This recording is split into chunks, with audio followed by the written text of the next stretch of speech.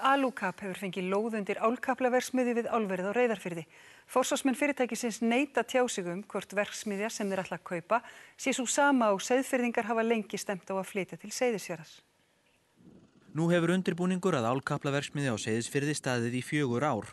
Þar hafa menn bundið vonir við að slík verksmiðja myndi skapa allt að 50 ný störf, sporna gegn fólksflótta og bæta stöðu bæjarsjóðs.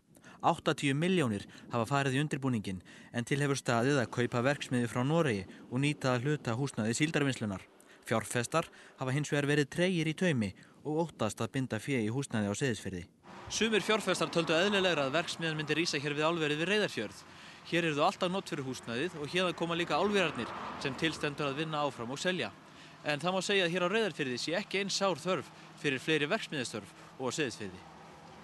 Nú hefur það svo gerst að félagið Alucap hefur fengið lóð undir álkaplaverksmiðju við álverið á Reyðarfirði. Framkvæmdastjóri félagsins segir að til standi að kaupa verksmiðju í heilu lagi til landsins, en þegar spurt hvort það sé sama norska verksmiðjan og Seyðfirðingar hafa augastað á, fást engin svör. Önnur en þau að fréttatilkynning verði gefin út eftir 3 vikur.